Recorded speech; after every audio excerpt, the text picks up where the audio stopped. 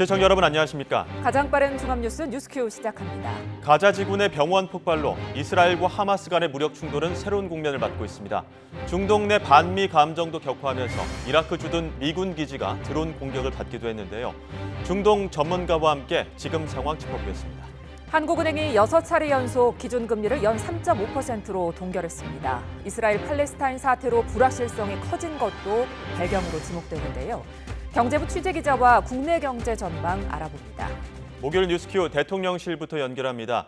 윤석열 대통령은 지역 필수 의료를 살리고 초고령 사회를 대비하기 위해 의료 인력 확충과 인재 양성은 필요 조건이라고 언급했습니다. 정확한 숫자는 밝히지 않았지만 의대 입학 정원이 큰 폭으로 확대돼야 한다는 방향성은 제시했습니다. 취재기자 연결합니다. 조은지 기자. 네, 용산 대통령실입니다. 의대 정원을 확대하겠다는 방침이 앞선 언론 보도로 전해지긴 했는데 당장 숫자가 나오진 않은 거죠? 네, 지난 2006년부터 18년째 3,058명에 머물러 있는 의대 정원을 확대하는 쪽으로 정부가 가닥을 잡은 것으로 전해졌는데요. 1,000명 이상 확대안을 오늘 윤석열 대통령이 직접 발표한다는 전망도 있었지만 대통령실의 사전 설명대로 정확한 숫자는 전혀 언급되지 않았습니다. 윤 대통령은 오전에 충북대학교에서 열린 필수 의료혁신 전략회의에서 의료 인력 확충과 인재 양성은 필수적이라고 큰 방향성만 밝혔습니다. 이를 위해서 의료인의 법적 부담을 완화하는 등 제도적인 손질이 필요하다고 언급했는데요. 관련한 내용 먼저 들어보겠습니다. 지역 필수 의료를 살리고 초고령 사회에 대비하기 위해 의료 인력 확충과 인재 양성은 필요 조건입니다. 산부인과, 소아과 등 필수 분야에 인력이 유입될 수 있도록 법적 리스크 부담을 완화하고 보험 수가를 조정하고 보상 체계의 개편이 아울러서 뒷받침되어야 합니다. 네, 윤 대통령이 이같이 다소 원론적인 입장을 낸 건 자칫 정책 디테일 없이 숫자를 먼저 언급할 경우 이과생들의 의대 쏠림 현상 등 대학 입시의 생태계가 무너질 수 있다는 점을 우선적으로 고려했다는 해석이 나옵니다. 또 의대 정원이 필수 지방의료 개선이나 군 의료체계 등과 모두 맞물린 대형 이슈인 만큼 그 충돌이나 부작용까지 우려한 걸로 전해졌습니다. 윤 대통령은 의료 혁신의 목적은 국민을 위한 거라며 무너진 의료 서비스 공급과 이용 체계를 바로 세우겠다는 의지를 표명했습니다. 이를 위해서 국립대병원을 보건복지부 소관으로 바꿔 필수 의료 중추로 육성하고 재정 투자와 규제 혁신을 통해 중증 질환 치료 역량을 획기적으로 높이겠다고 강조했습니다. 오늘 회의에서 윤 대통령은 보건복지부 조규홍 장관으로부터 필수 의료 혁신 전략을 보고받았습니다. 언제 어디서나 공백 없는 필수 의료 보장을 목표로 필수 의료 전달 체계 정상화, 충분한 의료 인력 확보, 추진 기반 강화라는 국립대병원을 중심으로 한 3대 핵심 과제가 담겼습니다. 조규홍 장관은 물론 이주호 사회부 총리, 윤대호 국민의힘 원내대표와 유이동 정책위 의장, 10개 국립대병원장 등 오늘 회의에는 민관정 관계자들이 참여했습니다. 지금까지 용산 대통령실에서 YTN 조은지입니다. 윤석열 대통령은 용산의 비서실장부터 수석, 비서관, 행정관까지 모든 참모는 책상에만 앉아있지 말고 국민의 민생 현장에 파고들어 살아있는 생생한 목소리를 직접 들으라고 지시했습니다. 윤 대통령은 오늘 어려운 국민과 좌절하는 청년이 많으니 국민 삶을 더 세심하게 살피고 챙겨야 한다며 이같이 당부했다고 김은혜 홍보수석이 전했습니다. 윤 대통령은 그러면서 나도 어려운 국민의 민생 현장을 더 파고들겠다고 강조했습니다. 의대 정원 확대 방침에 대해 의사단체들은 정원이 갑자기 1,000명 이상 늘어나면 의사를 제대로 교육하기 어려워진다며 반발하고 있습니다. 지난해 의대 교수 1명이 학생 1.6명을 가르친 걸로 나타났는데 진료와 연구, 교육 등 업무 부담을 고려해 교수 증원까지 검토될지 관심입니다. 신지원 기자입니다. 의사단체들은 갑자기 의대 정원을 대폭 늘릴 경우 양질의 교육을 제공하기 어렵다고 말합니다. 의사를 양성하는 데 대학 교육과 인턴, 전공의 과정 등 최소 10년 이상 걸리는 만큼 그 과정에 드는 비용과 인력도 고려해야 한다는 겁니다. 갑자기 그 붕어빵 굽듯이 의사가 나타나는 게 아니기 때문에 그 과정으로 인해서 소요되는 비용을 그러면 어디서 이제 재원을 조달할 것이며 그렇게 해서 질 관리가 될 것인지. 늘어난 학생을 가르칠 교수가 부족하다는 지적도 나옵니다. 그러나 지난해 기준 전국 의대 전임 교원과 학생 수를 보면 교수 1명이 평균 1.6명의 학생을 가르치는 것으로 나타났습니다. 학생보다 교수가 더 많은 곳도 6개 교에 이릅니다. 의과대학 교수는 그 교육부 발령 교수 이외에 병원장 발령, 총장 발령 교수까지 따지면 교수의 숫자는 부족하지 않습니다. 정부는 우선 국립대 의대나 소규모 의대를 중심으로 정원 확대를 검토하는 것으로 알려졌습니다. 전국 40개 의대 가운데 17개 교는 입학 정원이 50명에 못 미치는 이른바 미니 의대로 통하는데 의대를 신설하는 것보다 의사가 부족한 지역의 의대 정원을 늘리는 것이 현실적이라는 겁니다. 의사단체는 교수 1명이 환자 진료와 연구, 학생 지도를 도맡는 구조적인 문제를 지적하면서 장기적으로 교수 정원도 늘려야 한다고 말합니다. 환자 진료에 진짜 많은 시간을 쓸 수밖에 없는 거고 병원 수익을 올려야 그 돈이 흘러서 학생 교육에도 들어가요. 논문 써야죠. 연구해야죠. 병원에서 환자 더 보라고 그러지. 강의실에 의자 몇 개 더 갖다 놓으면 되는 게 교육이 아니에요. 의과대학 교육이.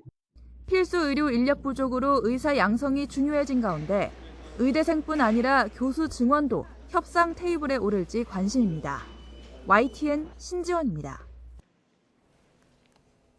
이주호 교육부 장관은 자율전공학부 학생의 의과대학 진학을 허용하는 방안을 검토하겠다고 밝혔습니다. 이 장관은 최근 언론 인터뷰에서 적어도 대학 신입생의 30%는 전공 선택에 자유를 주고 의과대학 정원이 생기면 자율전공에 포함시킬 수 있다고 밝혔습니다. 현재 일부 대학에서 3학년 때 학과를 선택하도록 하는 무전공 선발 전형이 운영되고 있는데 선택 범위를 의과대학까지 확대 간다는 취지입니다. 교육부 관계자는 학생들에게 전공 선택에 자유를 주자는 구상의 연장선이라며 아직 대학 총장들과 협의를 거쳐야 하는 단계라고 설명했습니다.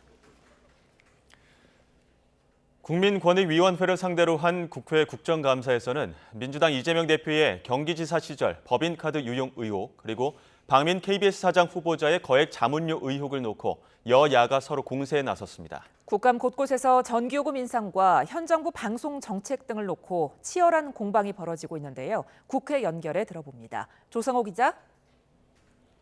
네, 국회입니다. 네, 국민권익위원회 국감 상황부터 짚어주시죠. 네, 여야가 저마다 상대를 겨냥해서 제기한 의혹을 놓고 공방을 벌이고 있습니다. 국민의힘 윤창현 의원은 민주당 이재명 대표가 경기지사 시절 썼다는 샴푸 등을 들고 나왔습니다. 당시 7급 공무원이던 공익신고자 조명현 씨 제보 내용을 근거로 이 대표가 사적 심부름을 시켰고 비용은 경기도가 처리했다는 의혹에 대해 물었고 김홍일 권익위원장은 수사할 사안이라 판단해 이첩했다고 답했습니다. 들어보시죠. 본인 카드로 결제한 다음에 본인 계좌로 경기도에서 입금을 했습니다. 그러니까 그게 불법이라고 하는 사실이 확인이 된 거죠. 위원장님, 이거 어떻게 보십니까? 이게 갑질에다가 반부패적 관점에서 어떤 의견을 가지고 계십니까? 수사의 필요성이 있다고 그렇게 판단을 해서 지금 이첩을 해놓은 상태입니다. 예. 민주당은 박민 KBS 사장 후보자 관련 의혹으로 맞불을 놨습니다. 조응천 의원은 박 후보자가 문화일보 재직 시절인 지난 2021년 석 달간 한 회사 고문직을 맡아 1,500만 원을 받았다며 청탁금지법에 해당하는 것 아니냐고 주장했습니다. 조 의원 질의 내용 들어보시죠. 길기잡아 12시간 해가지고 월급에 필적하는 돈 받았어요. 이 정도면은 이게 정당한 권한이라고 저는 볼 수가 없겠다. 만약에 이게 정당하다 하면은 공직자가 고문료 비상임하고 1억 원 받아도 정당하다라고 해도 될 것 같다. 법제사법위원회는 법제처와 공수처를 대상으로 국감을 하고 있습니다. 공수처가 맡은 전현희 전 권익위원장 표적 감사 의혹, 해병대 최상병 사건 수사 외압 의혹 등 현안을 놓고 여야 질의가 이어지고 있습니다. 네, 한국전력에 대한 국감도 열리고 있죠. 어떻게 진행되고 있습니까? 네, 국회 산업통상자원 중소벤처기업위원회는 한국전력과 한국수력원자력, 한전 KDN 등을 상대로 국감을 진행하고 있습니다. 지난달 취임한 한국전력 김동철 사장의 적격성을 두고 여야 간 설전이 오갔습니다. 민주당은 김 사장이 한전 전문가도 아니고 에너지 정책 전문성도 없다고 비판했고, 국민의힘은 김 사장이 산자위원장을 지내는 등 상임위 경험이 풍부한 적임자라고 반박했습니다. 들어보시겠습니다. 한전 창립 이후 첫 번째 전업 정치인 출신 사장입니다. 윤석열 대통령을 지지한 이유로 보은표 낙하산 인사로 여기 와 앉아 계신 것 같습니다.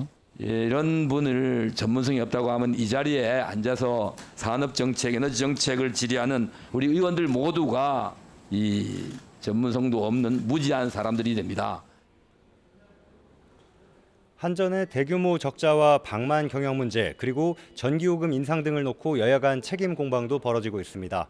이 밖에 준공영방송 YTN의 최대 주주인 한전 KDN을 상대로는 지금 추진하고 있는 YTN 지분 매각 절차도 도마 위에 올랐습니다. 여당은 공기업이 필수적이지 않은 자산을 매각하는 것이라고, 야당은 공공언론을 권력 입맛에 맞추려고 무리하게 매각을 추진한다면서 치열하게 맞붙고 있습니다.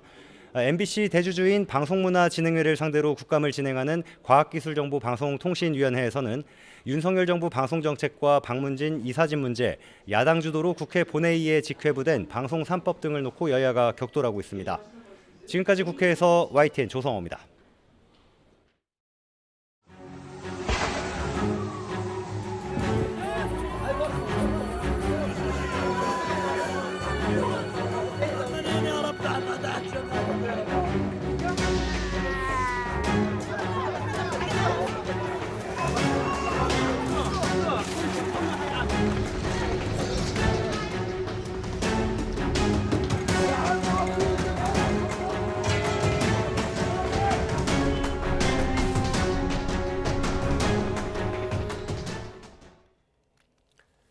중동전 확전 우려 속에 국제유가가 2주 만에 최고가를 기록했습니다. 이란이 이스라엘에 석유를 판매하지 말라고 이슬람 국가에 촉구하고 나섰는데 다시 $100를 돌파할 수 있다는 분석이 나오고 있습니다. 이종수 기자입니다. 이란이 이슬람 국가들의 석유 판매 중단을 촉구했습니다.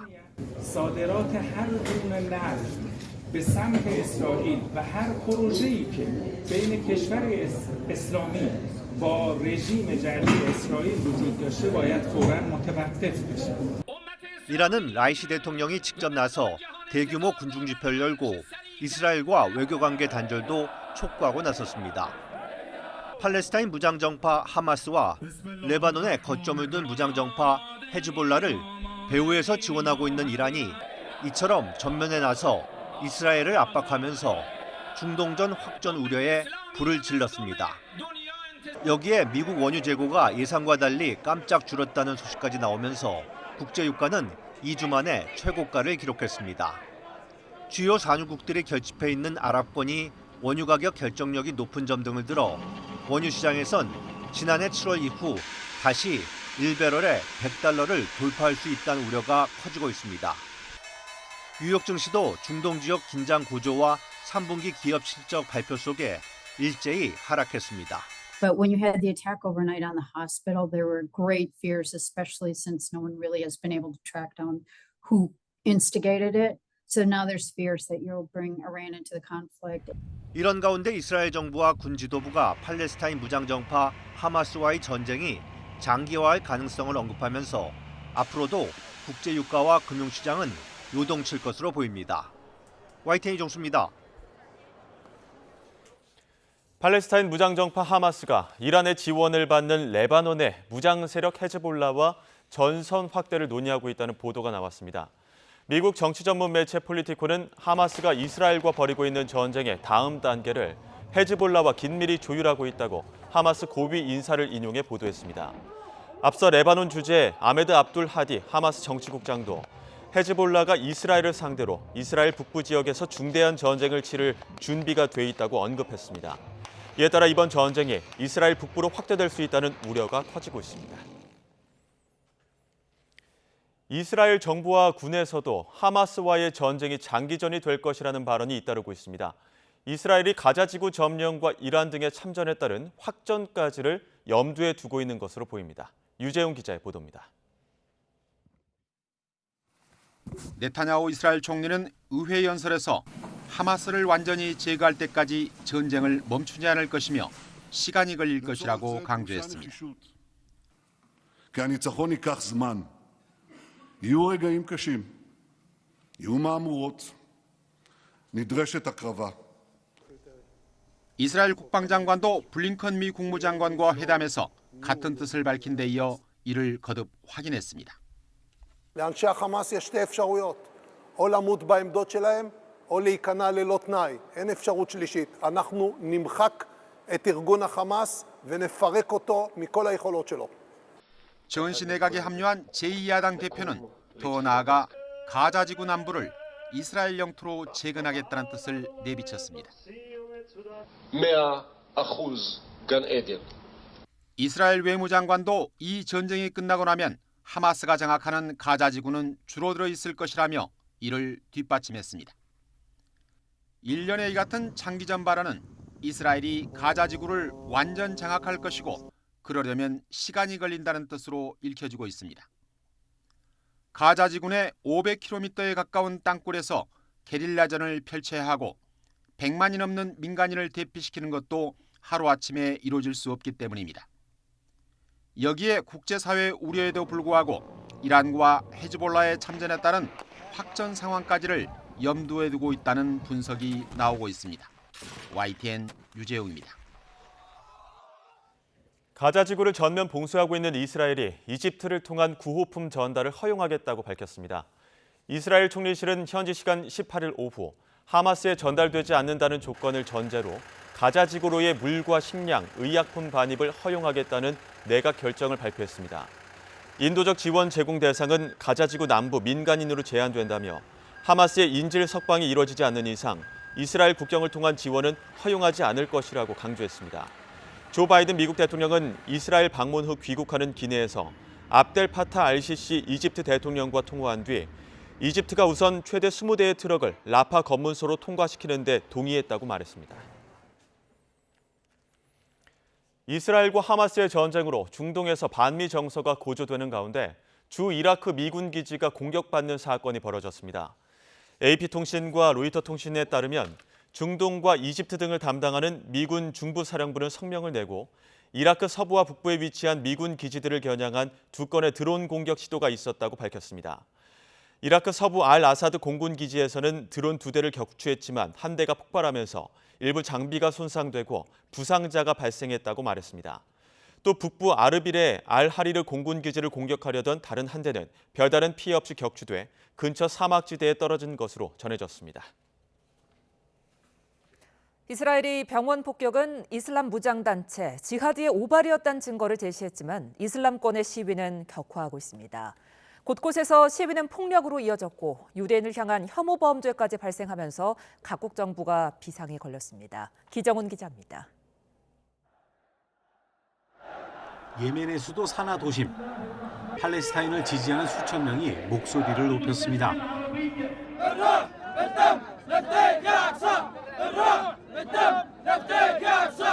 레바논과 요르단, 튀니지와 이집트 등 이슬람계 국가 대부분에서 반이스라엘 시위가 갈수록 거세지고 있습니다.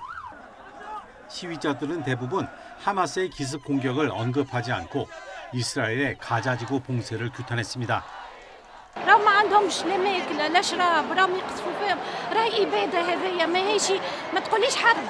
화살은 미국 등 친이스라엘 국가로도 향했고 시위가 격화하면서 폭력 사태로 이어진 곳도 많았습니다. 특히 가자 지구 병원 폭격이 이슬람 지하드의 소행이라고 이스라엘이 증거를 제시했음에도 불구하고 책임을 이스라엘에 돌렸습니다. I think all of the evidence points to Israel being responsible for the airstrike, especially given that they have already been bombing Gaza for the past 11 days. 유대인을 향한 혐오 범죄도 발생했습니다. 독일 수도 베를린에서 유대교 회당과 타가수 등 유대인 시설에 화염병이 날아들었습니다. 다행히 건물이 불타지는 않았지만 독일 정부는 유대인 시설 보호 강화에 나섰습니다. Es ist ganz klar, dass wir nicht hinnehmen werden und niemals hinnehmen werden, wenn gegen jüdische Einrichtungen Anschläge verübt werden. 며칠 전 미국에선 반대로 팔레스타인 소년이 이슬람 혐오 범죄에 희생되기도 했습니다. 이스라엘과 하마스의 전쟁의 불똥이 세계 각국에서 혐오 범죄로까지 이어지면서 각 나라 정부들의 치안에도 비상이 걸렸습니다. YTN 기종훈입니다. 가자지구 병원 폭격 이후 어수선한 분위기 속에 바이든 미국 대통령은 이스라엘을 찾아 미국의 변함없는 지원을 약속했습니다. 또 가자지구의 인도적 지원을 보장하는 동시에 이스라엘의 과잉 보복을 경계하는 메시지도 던졌습니다. 워싱턴 권준기 특파원입니다. 네타냐후 이스라엘 총리는 바이든 미국 대통령을 활주로에서부터 맞이했습니다. 이스라엘 전시내각과 회의를 마친 바이든 대통령은 미국의 흔들림 없는 지지를 약속했습니다. I come to Israel with a single message. You're not alone. You are not alone. As long as the United States stands and we will stand forever, we'll not let you ever be alone. 전쟁 개입 움직임을 보이고 있는 이란 등에 대한 경고 메시지도 분명히 했습니다. And my message to any state or any other hostile actor thinking about attacking Israel remains the same as it was a week ago. Don't. 하마스 공격 당시 살아남은 생존자와 구조대원들을 만난 자리에서는 위로와 격려의 말을 전했습니다. 이 자리에서 바이든은 가자지구 병원 폭격을 테러 단체 소행으로 보는 건 이스라엘 정보에만 의존한 게 아니라고 말했습니다.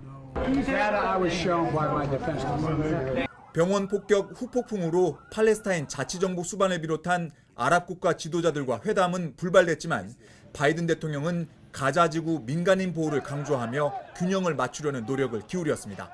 특히 가자지구에 인도적 지원이 들어갈 수 있도록 이스라엘 정부와 뜻을 같이 했다고 밝혔습니다. 그러면서 9.11 테러 당시 분노에 찬 미국은 실수를 저질렀지만 이스라엘은 그러지 말 것을 촉구하며 과잉 보복을 경계했습니다. Not scream out for justice. Justice must be done. But I caution this while you feel that rage. Don't be consumed by it. 유엔 안보리에서는 하마스 공격을 규탄하고 가자지구에 인도적 지원을 촉구하는 결의안을 논의했지만 미국의 거부권 행사로 부결됐습니다. 미국 대사는 결의안에 이스라엘의 자위권 언급이 없어 실망했다며 반대 이유를 밝혔습니다. 귀국 비행기에 오르는 바이든 대통령에게 기자들은 미국의 참전 가능성을 물었지만 답변은 듣지 못했습니다. 워싱턴에서 YTN 권준기입니다. 정부가 이스라엘 하마스 무력 충돌로 피해를 입은 민간인들을 돕기 위해 국제기구 등을 통해 $200만 규모의 인도적 지원을 제공하기로 했습니다. 임수석 외교부 대변인은 정례 브리핑에서 이번 지원이 인도주의적 목적에 충실히 사용되도록 관련 기구 측과 긴밀히 협의해 나갈 거라며 이같이 밝혔습니다. 이와 관련해 외교부 당국자는 지원 방식과 대상 등은 관련 국제기구들과 협의를 거쳐 정해 나갈 예정이라고 설명했습니다.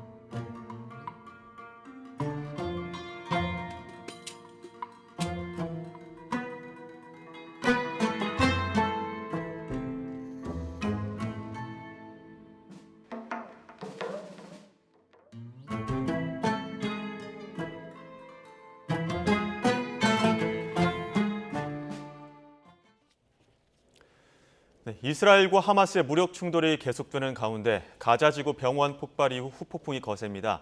이스라엘과 하마스가 서로를 탓하며 공방을 벌이는데 중동 내에서는 이스라엘과 미국에 대한 반발도 격화하고 있습니다.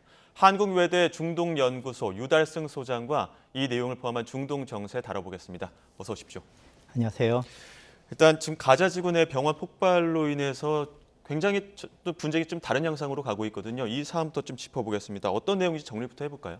그러니까 17일이었죠. 오후 7시에 그 가자 지구에 있는 한 병원에 그 대규모 폭발이 생겼죠. 그래서 이 사건 직후 현재 가자 지구를 통치하고 있는 그 하마스 보건부에서는 약 최소 500명 정도가 사망했다고 발표했습니다. 상당히 충격적인 사건인데요.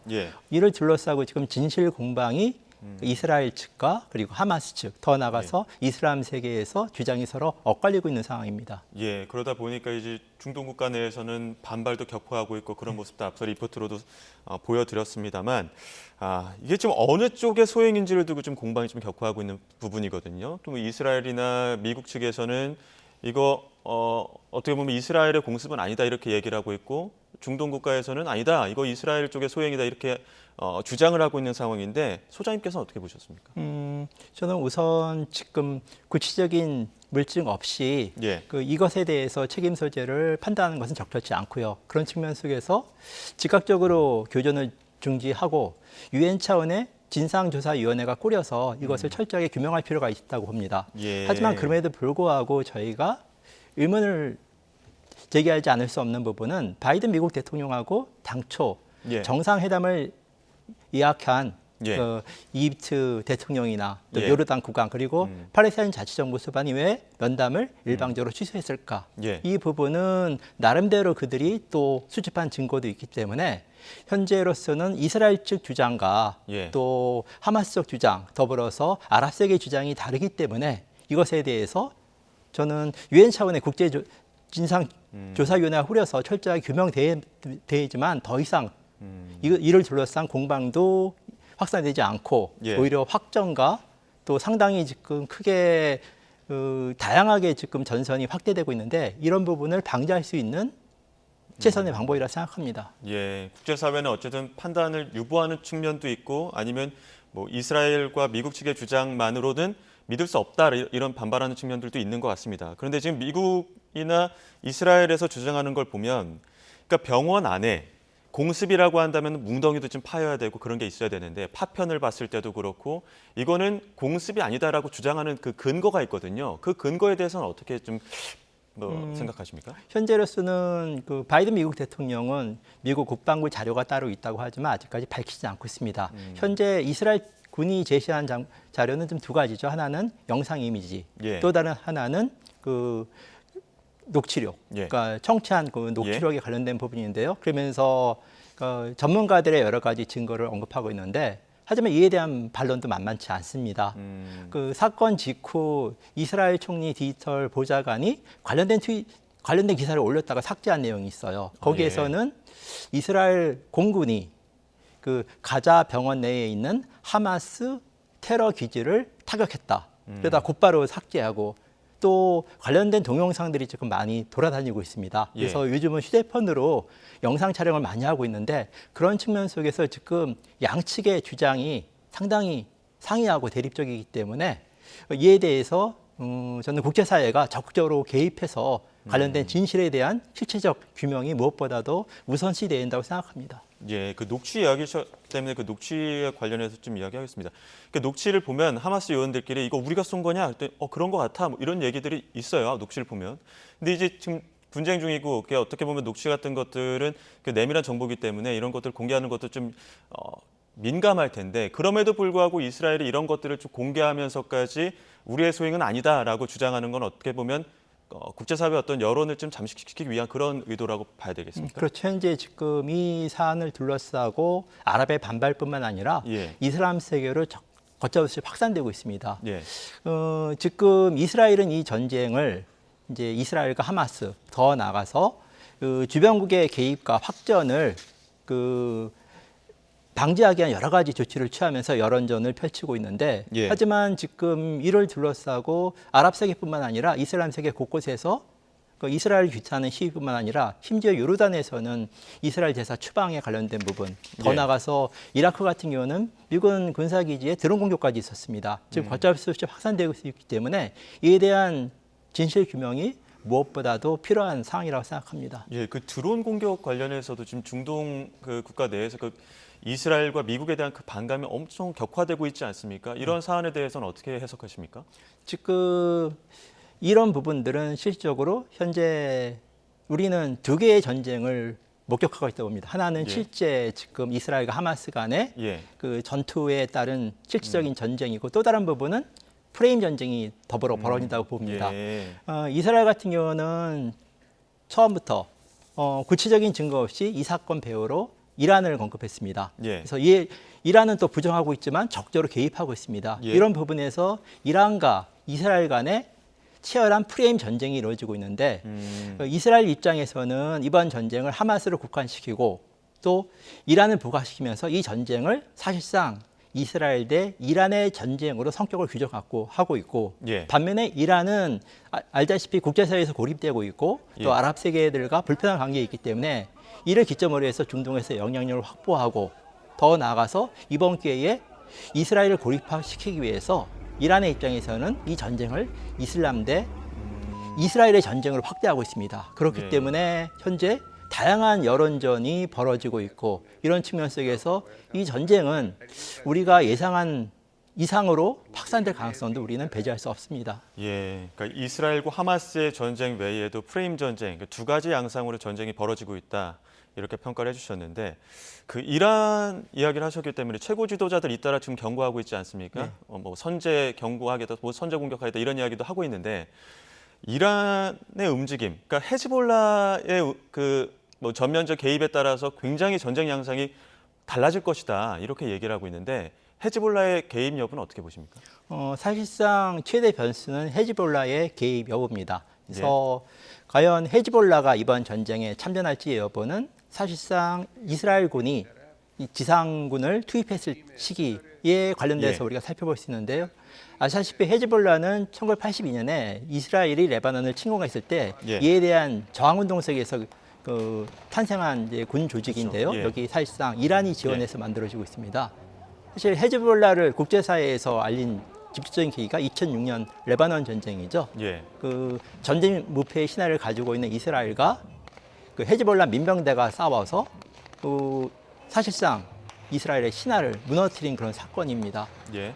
헤즈볼라의 개입은 하마스하고는 규모와 수준이 다릅니다. 전력 자체가 뭐 3배 이상 더 그렇죠. 크다 이런 민병대 얘기가 있더라고요. 규모와 예. 보유한 장비 그런 예. 측면에서 만약 헤즈볼라가 개입하면 단계적으로 주변 국가들로 확산될 가능성이 있고 사실상 그 다음 단계는 이란 개입 여부도 우리가 조심스럽게 살펴볼 사항이라고 봅니다. 예. 그 하마스와 헤즈볼라가 전선 확대를 위해서 협력하고 있다 이런 보도도 나오고 있고요. 또 하마스가 처음 이제 공격을 시도하기 전에 헤즈볼라와 어느 정도의 그 교감이 있었다 이런 이야기들도 나오고 있거든요. 헤즈볼라의 개입 가능성은 어디까지 보십니까? 앞서 말씀드렸듯이 아직까지는 그 개입 여부는 불투명합니다. 예. 지금 이제 여론전이나 선전전으로 물론 사실상 지금 국경선 부분에서 공방전은 벌어지고 있지만 예. 이제까지 이스라엘과 헤즈볼라는 지속적으로 이제 공방전이 있었기 때문에 저희가 그것을 크게 확대 해석할 필요는 없습니다.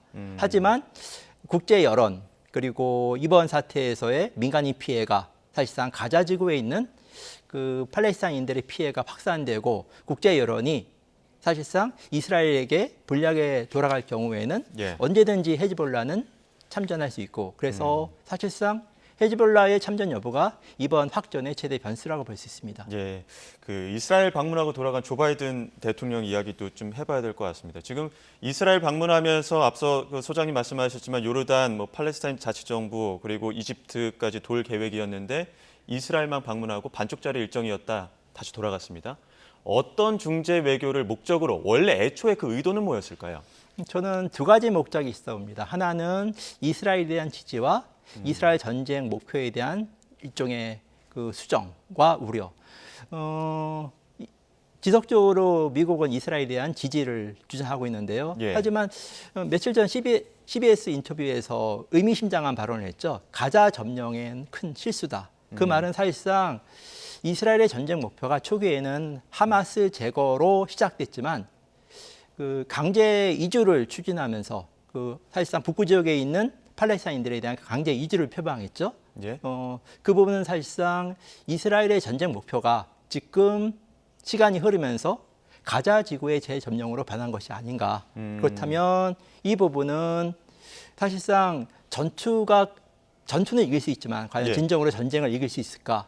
그래서 장기전 우려, 또 많은 인명 피해, 더불어서 이스라엘에 대한 반발 이런 것을 우려한 여러 가지 미국의 입장 표명이 하나의 부분이고요. 그래서 분노만으로 모든 것을 해결할 수 없다라는 경고도 있고 9.11 예. 테러 이후에 미국이 했던 여러 가지 부분들 아시다시피 미국은 9.11 테러 사태 이후에 테러의 전쟁을 선언했지만 예. 사실상 세계는 더 불안정해졌고 예. 테러리스트를 양산시키는 전쟁으로 변질되는 측면도 있습니다. 예. 또 다른 목적은 그 하마스를 고립화시키면서 주변 아랍 국가의 연대를 표방하는 부분이라 볼 수 있는데요. 그 네. 대표적인 상징이 그 4자 정상회담이라 볼 수 있겠죠. 예. 요르단, 팔레스타인 자치정부 그리고 이집트. 예. 하지만 이런 부분들이 이번 병원 폭발 사건으로 무산되면서 반쪽짜리 또 중재 외교조차도 여러 가지 부분에서 우리가 그 의문을 제기되는 것이 이스라엘에 대한 일방적인 여러 가지 부분들 이제 이번 사태에 대해서 실질적인 진실이 밝혀지지 않은 상태 속에서 이스라엘에 대한 그 지지를 표명하는 이번 배우가 이제 사실상 이슬람 지하드라는 그 테러 조직으로 규정하는 식으로 나오면서 어떻게 보면 상당히 복잡하고 실질적으로 많은 성과를 얻지 못한 그런 방문이라고 평가할 수 있습니다. 어떻게 보면 갈등 당사자 두 축의 어떤 연대, 어떻게 보면 중재를 위해서 갔는데 한쪽만 보고 오다 보니까 반쪽짜리다 이야기도 나오고 오면서도 이스라엘에 대한 어떤 지원을 위해서 미 의회에 요청하겠다 이런 이야기도 나오다 보니까 오히려 더 이렇게 중동의 어떤 반미 감정을 더 자극한 것 아니냐 이런 이야기도 나오거든요. 여기에 대해서는 어떻게 보십니까? 그렇죠. 어떻게 보면 이번에 그 실제로 미국은 이제 중재 역할로서 이제까지 표면적으로 입장을 표명해 왔지만 이번 사태에서 초창기에는 하마스의 기습 공격에 따른 여러 가지 민간인 그 살해 그리고 인질 납치에 관련된 부분 속에 여론이 좋지 않았죠. 하지만 점차 무차별적인 이스라엘의 공습과 또 심지어 물과 전기까지 봉쇄하는 그런 부분에 대해서 국제 여론이 점차 바뀌고 있고 또 아랍 세계뿐만 아니라 이슬람 세계에서 이번 사태에 대해서 우려하는 목소리가 점차 확산되고 있습니다. 이런 국제 여론과 또 이슬람 세계의 반응에 대해서 미국의 대처가 사실상 조금은 적절하지 못한 것이 아닌가 힘이 우려스럽습니다. 예, 이제 전쟁이 지금 열흘 이상 지속되고 있는 상황인데 이스라엘의 출구 전략이라고 해야 될까요? 앞서 말씀하셨지만 지금 가자 점령으로 가고 있는 것 아니냐 이렇게 보셨는데 이스라엘의 출구 전략이 있다면 어떤 게 있을까요? 사실상 하마스 제거를 전쟁 목표로 삼았지만 하마스 제거는 현실적으로 불가능합니다. 어떻게 보면 또 다른 제2, 제3의 하마스가 등장할 수 있기 때문에 그런 측면 속에서 이번에 이제 하마스가 공식적으로 그 제안을 냈죠. 그 수감자와 인질 교환 이런 부분 속에서 어떻게 보면 서로 많은 인명 피해와 많은 비극을 안겨진 상당히 비극적인 이번 전쟁은 그 서로 간에 여러 가지 상처가 있더라 하더라도 현실적인 방안 속에서 즉각적으로 교전을 중지하고 휴전협정을 통해서 상호 간의 그 다양한 이해관계를 조율하는 것이 무엇보다 중요하다 봅니다. 예, 알겠습니다. 여기까지 듣도록 하겠습니다. 지금까지 한국외대 중동연구소 유달승 소장과 함께했습니다. 오늘 말씀 고맙습니다. 감사합니다.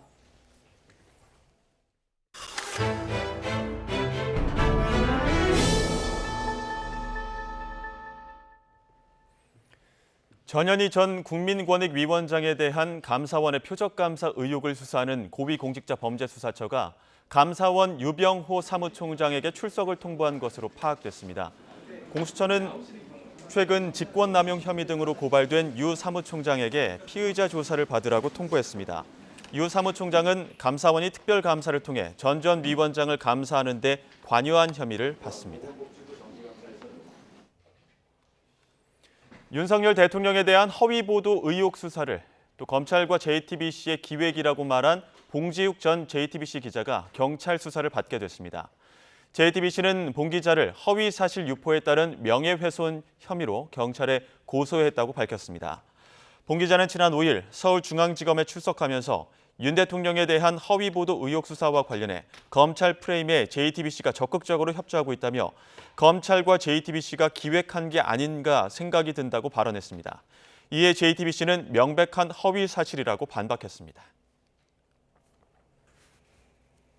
정부의 방침에 따라 한전 KDN과 마사회는 자신들이 보유한 YTN 지분의 공동 매각에 나섰는데 이 과정에서 이해 충돌 우려가 제기됐던 걸로 드러났습니다. 특히 한전 KDN은 법률 자문을 통해 이런 문제 제기를 알았는데 경영진에게 배임 책임을 물을 수 있다는 주장까지 나왔습니다. 박기환 기자입니다. 한전 KDN은 정부의 YTN 공기업 지분 매각 방침에 따라 지난 1월 매각 주관사 선정에 착수했습니다. 입찰 참여 조건을 내걸었는데 핵심은 이른바 이해충돌 방지 조항. YTN 지분을 가진 다른 회사의 자문에 응하려면 사전에 한전 KDN의 허락을 받도록 한 겁니다. YTN 지분을 매각해야 하는 또 다른 공기업 마사회를 의식한 조치로도 보입니다. 3일 회계법인은 이를 지키는 조건으로 지난 3월 매각 주관사로 낙점됐습니다. 하지만 그 약속은 불과 2달 뒤 깨졌습니다. 마사회의 YTN 지분 매각 주관사 입찰에 뛰어들면서 한전 KDN의 사전 동의를 구하지 않은 겁니다. 사회에서 KDN과 사전에 서면 동의나 이런 것 없이 마사회랑 진행한 거 아니냐라는 계획이 돼버리는 거잖아요. 이게 개별템이냐라고 물어보시는 거니까 그 질문하시는 부분에 있어서의 제안 요청서 서면 동의 범위하고 지금 실무부서 생각했던 것보다 다를 수 있는 내용이라. 결국 한전 KDN과 마사회의 지분 매각 작업을 모두 맡게 된 3일 회계법인. 어찌된 일인지 두 회사의 YTN 지분을 따로 매각하는 방법 대신 함께 묶어 파는 통매각을 선택합니다. 이렇게 되면 최대 주주인 한전 KDN의 경영권 프리미엄이 제값을 받기 어려울 수도 있습니다. 한전 KDN은 이런 사실을 몰랐을까? YTN이 확보한 내부 자료를 보면 한전 KDN은 마사회와 통매각을 추진하면서 두 회사가 따로 계약한 3일 회계법인을 공동 주관사로 두는 게 괜찮은지 법무법인에 자문을 의뢰했습니다. 이에 대해 법무법인 측은 한전 KDN과 마사회 간 이해충돌의 소지가 있는 매각 절차와 매각대금 배분 기준 등의 업무를 수행하게 해서는 안 된다고 답했습니다. YTN 지분율이 다른 두 고객사의 매각 이익을 동시에 극대화하는 건 사실상 불가능하기 때문입니다. 21% 가진 사람 입장에서는 그래도 나한테 좀 뭐 좀 더 내야 되는 거 아니 이런 느낌이 들잖아요. 그런데 그거를 한 사람한테 맡기면 결국은 이해가 상충되는 두 사람의 문제를 한 사람이 맡으면 쌍방대리처럼 되니까 그 이해 상충이 있는 거다. 경영권 프리미엄을 일부 포기하고 손해를 감수하면서 통매각을 결정한 만큼 한전 KDN 경영진의 배임 사유에 해당한다는 주장도 나오고 있습니다. 명백하게 위반한 것을 눈 감아준다고 하는 것은 뭔가 그거보다 더 강력한 힘이 작동하고 있다고 봐야겠죠. KDN 주주 입장에서 보면 일종의 배임에 해당될 수도 있는 것이어서 왜 그렇게 됐는지를 좀 철저하게 따져보는 게 중요한 문제 같습니다. 이에 대해 한전 KDN은 이해충돌 문제가 생기지 않도록 3일 회계법인의 관여를 배제한 채 마사회와 직접 협의하고 있다고 밝혔습니다. 3일 회계법인 측은 우연히 두 회사의 매각 자문사로 선정됐다며 이해충돌 소지는 없고 통매각이 유리하다고 강조했습니다. YTN 박견입니다. 문화체육관광부는 한국언론진흥재단 이사장에 김효재 전 방송통신위원회 위원장 직무대행을 임명했다고 밝혔습니다. 유인촌 문체부 장관은 신임 이사장이 40년 이상 언론인과 행정가로서 쌓아온 경험과 전문성을 바탕으로 재단이 언론계의 발전을 뒷받침하는 데 역량을 발휘할 거로 기대한다고 말했습니다. 김 신임 이사장은 조선일보 논설위원, 제18대 국회의원, 방송통신위원회 부위원장 등을 역임했습니다. 이번에도 기준금리는 연 3.5%로 묶였습니다. 한국은행은 경기가 조금씩 나아지고 있지만 중동 충돌이 불러온 지정학적 위험 여파로 불확실성이 커졌다고 우려했습니다. 이영원 기자입니다. 경기 불안은 여전합니다. 무역 수지 흑자 폭이 2년 만에 최대치로 늘었지만 수출보다는 수입의 감소가 더 큰데 기댄 결과입니다. 경기 반등에 확신을 주기엔 아직 부족한 겁니다. 이에 한국은행은 이번에도 금융통화위원 만장일치로 연 3.5%인 금리를 유지했습니다. 금리를 올리면 경기가 더 위축될 수밖에 없어 6연속 동결을 결정했습니다. 주요국 통화정책의 긴축기조 장기화, 지정학적 리스크 증대 등으로 물가 및 성장 전망 경로의 불확실성이 크게 높아진 가운데 가계부채의 증가 흐름도 좀 더 지켜볼 필요가 있는 만큼 경기만 생각하면 금리를 내려야 하지만 꿈틀대는 물가와 가계빚이 발목을 잡았습니다. 중동 충돌발 유가 상승이 가뜩이나 오름세인 물가를 더 자극할 수 있기 때문입니다. 이런 상황에 물가 상승률 2%라는 한국은행 목표치 달성도 예상보다 늦춰질 가능성이 커졌습니다. 특히 고금리에도 연일 최대치를 기록하고 있는 가계빚 상황이 더 악화하지 않도록 긴축 기조를 강화해야 한다는 지적도 나왔습니다. 지난 8월 통방 시보다 긴축 강도를 더 강화해야 할 필요가 커졌다고 보시면서 추가 인상 가능성을 열어두어야 된다고 말씀하셨습니다. 가계부채가 더 악화되지 않도록 선제적으로 대응할 필요가 있습니다. 전문가들은 미국 등 주요국의 긴축 장기화로 인한 세계 경기 둔화 우려에 중동발 불확실성까지 더해지면서 금리를 내리지도 올리지도 못하는 상황이 내년 상반기까지 이어질 것으로 내다봤습니다. YTN 이영훈입니다. 농림축산식품부는 김장철을 앞두고 가격이 오른 배추값 안정을 위해 이번 달에 정부 비축 물량 등 2,900톤을 시장에 공급하겠다고 밝혔습니다. 농식품부 한훈 차관은 농협과 대형마트 관계자 등과 회의를 열어 가을철 국민 장바구니 부담을 완화하기 위해 주요 농축산물의 공급을 확대하겠다며 이같이 말했습니다. 이어 추석 이후에도 가격이 떨어지지 않고 있는 사과는 계약 재배 물량 15,000톤을 조기 출하하고 닭고기는 부화할 종란 529만 개를 다음 달 초까지 수입하기로 했습니다. 가격을 낮춘 중국산 테슬라 모델이 지난달 수입차 판매 1위를 차지하며 전기차 시장에 돌풍을 일으키고 있습니다. 고속 성장하던 전기차 시장이 주춤한 가운데 테슬라 흥행까지 겹치면서 국내 업체들은 목표량 달성에 비상이 걸렸습니다. 양희력 기자가 보도합니다. 중국 상하이 공장에서 만든 테슬라 모델 Y의 지난달 국내 판매량이 4,206대로 집계됐습니다. 벤츠 E클래스나 BMW 5 시리즈 등 기존 인기 모델들을 제치고 수입차 가운데 1위를 차지했습니다. 한 달 전보다 무려 10배 가까이 팔려나가며 돌풍을 일으켰습니다. 국내 업체인 LG 에너지 솔루션 배터리에서 중국산 저가형 배터리로 갈아타 출고가를 2천만 원가량 낮춘 점이 소비자 마음을 흔들었습니다. 기존에는 이제 그 차량 가격이 높아서 환경부 보조금 수혜를 받을 수가 없었는데 환경부 보조금 수혜를 받을 수 있게 되면서 그런 것들이 이제 판매 증가를 이제 견인을 했다. 특히 테슬라 모델 Y가 거둔 실적은 국내 승용 전기차 상위 10개 모델의 지난달 판매 대수를 모두 더한 것보다도 많습니다. 가격 경쟁력을 앞세운 테슬라의 흥행이 전기차 시장의 지각 변동으로 이어지지 않을까 국내 자동차 업계는 고심할 수밖에 없습니다. 당장 현대차와 기아차가 국내에서 3분기까지 판매한 전기차는 올해 목표로 제시한 18만 5천 대의 절반에 불과합니다. 고속 성장하던 국내 전기차 시장이 주춤하면서 목표 달성이 어려울 거란 어두운 전망까지 나옵니다. 지금까지 팔은 차를 보면 사실 그 목표량을 달성할 수 있을 가능성은 그렇게 높아 보이진 않아요. 제조사 입장에서도 그걸 선뜻 차량 가격을 떨어뜨릴 수 있는 부분들이 없다, 마진을 떨어뜨릴 수 있는 부분들이 없다 보니까. 기아는 새 전기차 라인업을 공개하고 고급형부터 보급형까지 모델을 다양화해 소비자들 입맛을 공략하겠다는 청사진을 제시했습니다. 부족한 점으로 꼽히던 충전시설 인프라도 확대해 전기차의 대중화를 이끌 계획입니다. 전기차 구매를 망설이게 하는 가장 큰 요인은 바로 전기차의 높은 가격과 충전의 불편함이라고 생각합니다. 그들을 망설이게 하는 우려사항에 대한 해결 방안을 제시하려고 합니다. 다만 글로벌 경기 침체가 이어지고 유럽 각국이 보조금 혜택을 축소하면서 전기차 판매량을 2030년까지 360만 대로 늘리겠다는 현대차 그룹의 중장기 계획에 변화가 불가피하다는 지적도 나옵니다. YTN 양일혁입니다. 현대차가 오는 24일부터 인증 중고차 사업을 본격 시작한다고 밝혔습니다.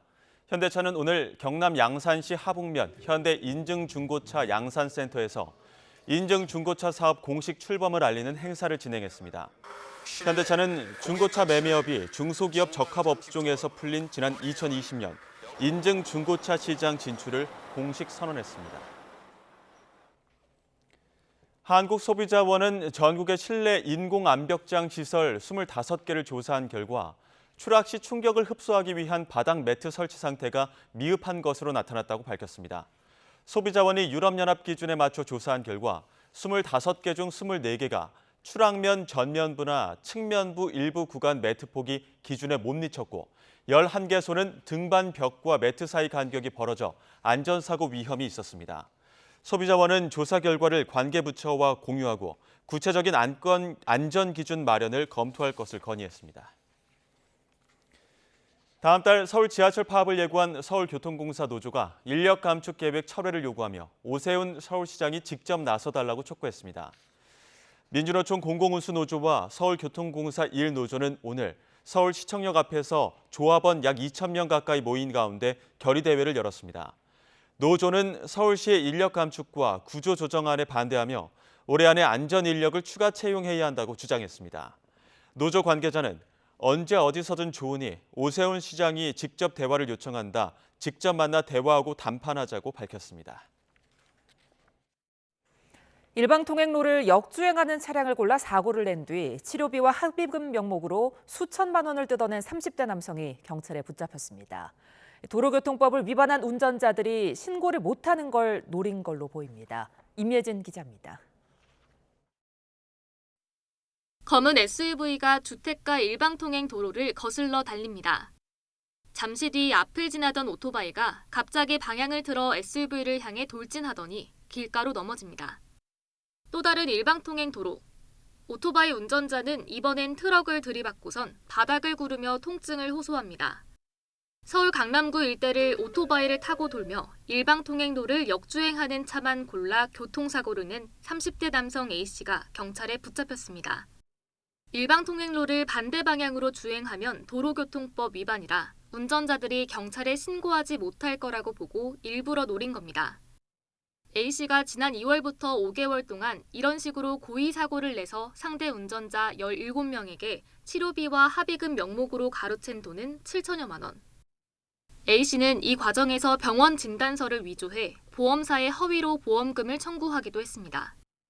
같은 사람이 짧은 기간 보험금을 여러 차례 타가는 걸 수상히 여긴 보험사가 사기가 의심된다며 수사를 의뢰하면서 A씨는 결국 덜미를 잡혔습니다. 보험 사기로 인해서 일반 선량한 불특정 다수의 국민들한테 상당한 피해를 주고 있어서 이 사람을 구속시키지 않으면 안 되겠다. 전체 사고 17건 가운데 15건의 경우 국립과학수사연구원 감정 결과 고의로 냈다는 게 확인됐거나 A씨도 돈을 벌려고 저질렀다고 시인한 것으로 전해졌습니다. 경찰은 남은 사고 2건에 대해서도 고의성을 입증하는 데 주력해 오는 23일 A씨를 구속 상태로 검찰에 넘길 방침입니다. YTN 임혜진입니다. 음주운전 상습범인 30대 남성이 재판을 받는 중에 또 음주운전을 하고 경찰의 출석 요구도 거부하다가 결국 구속됐습니다. 인천 삼산경찰서는 지난 14일 음주운전과 무면허 운전 혐의를 받는 A씨를 구속 송치했습니다. A씨는 지난 8월 6일 오전 9시 40분쯤 인천시 부평구 도로에서 술을 마신 채 무면허로 차를 몰다가 경찰에 붙잡혔습니다. A씨는 이번까지 모두 6차례 음주운전을 저지른 적 있는 상습범인데다 지난해 음주운전 사고로 재판도 받던 상황이었습니다. 상가 건물 주차장 입구를 차량으로 막고 일주일 동안 방치했던 차주에게 검찰이 실형을 구형했습니다. 인천지방법원에서 열린 결심 공판에서 검찰은 일반 교통 방해와 업무 방해 혐의를 받는 40대 남성 A씨에게 징역 1년을 선고해달라고 재판부에 요청했습니다. A씨는 모든 혐의를 인정한다며 선처를 호소했습니다. A씨는 지난 6월 22일 인천 논현동에 있는 상가 건물 지하주차장 출입구에 차량을 세운 뒤 같은 달 28일까지 일주일 동안 나타나지 않아 다른 차량의 통행을 방해한 혐의를 받습니다. 필로폰 투약 혐의를 받는 가수 남태현 씨와 방송인 서민재 씨에 대한 첫 재판이 열렸습니다. 남태현 씨는 재판에 출석하면서 진심으로 죄송하다며 마약 문제가 심각해지고 있는 사회에서 할 수 있는 역할을 하겠다고 말했는데요. 이름을 서은으로 개명한 서민재 씨도 처벌을 달게 받은 뒤 노력해 새 출발을 하고 싶다는 뜻을 밝혔습니다. 직접 들어보시죠. 사회적 무리를 일으켜 진심으로 죄송하고요. 저는 현재 마약 재활 시설에 스스로 입소하여 매일같이 제 자신을 돌아보며 반성하고 깊이 뉘우치고 있습니다. 제가 감히 그럴 수 있다면 개인의 반성을 넘어 마약 문제가 심각해지고 있는 현 사회의 공인으로서 책임감을 가지고 마약 예방에 있어 제가 할 수 있는 모든 것을 다하도록 하겠습니다. 제 혐의에 대해서는 전부 인정하고 재판부에서 내려주시는 결정 잘 발견하도록 하겠습니다. 개인적으로 이제 새 출발하고 싶다는 마음가짐으로 그냥 가족들과 주변 친구들에게 사용하는 이름으로 개명을 하였습니다. 상습적으로 마약을 투약한 혐의를 받는 배우 유아인 씨가 불구속 상태로 재판에 넘겨졌습니다. 서울중앙지방검찰청은 오늘 마약류 관리법 위반과 증거인멸 교사, 범인 도피 혐의 등을 받는 유아인 씨와 지인 32살 최모 씨를 불구속 기소했습니다. 유 씨는 2020년 9월부터 지난해 3월까지 서울 일대 병원에서 미용 시술을 위한 수면 마취를 가장하는 방식 등으로 181차례에 걸쳐 프로포폴을 상습 투약한 혐의를 받습니다. 또 다른 사람 명의로 모두 44차례 수면제를 불법 처방받아 투약하고 자신은 물론 최 씨 등 다른 사람에게도 대마를 흡연하도록 부추긴 혐의도 받고 있습니다. 7억 원대 마약을 밀수하려 하다가 붙잡힌 고등학생이 1심에서 장기 6년, 단기 4년의 실형을 선고받은 데 대해 검찰이 항소했습니다. 인천지방검찰청은 18살 A군이 저지른 범행의 대담성 등을 고려해 보면 더 중한 형을 선고해야 한다고 항소 이유를 밝혔습니다. 앞서 A군도 1심 판결을 받아들일 수 없다며 인천지방법원에 항소장을 제출한 상태입니다. A군은 지난 5월 시가 7억 원 상당의 케타민을 독일에서 밀반입하려다 적발됐고 지난 12일 실형을 선고받았습니다. 공유 숙박 예약 플랫폼인 에어비앤비를 통해 운영하는 숙소에서 손님들이 체크아웃하고 나간 뒤 물난리가 났다는 제보가 YTN에 들어왔습니다. 손님들은 물을 틀고 나온 적이 없다고 주장하는데 숙소에 피해가 발생하면 손님 대신 보상을 해준다던 에어비앤비 측은 증거가 없다며 보상금 지급을 거절했습니다. 제보는 Y, 안동준 기자의 보도입니다. 지난 7월 A씨는 자신이 운영하는 에어비앤비 숙소가 물바다가 됐다는 연락을 받았습니다. 숙소 3층 화장실 문 밖으로 나온 호스를 통해 물이 줄줄 나와 계단을 타고 2층까지 내려가면서 가구와 집기가 모두 젖어버린 겁니다. 직전에 체크아웃한 손님은 호스를 쓴 건 맞지만 물을 틀고 나온 것은 아니라고 말했습니다.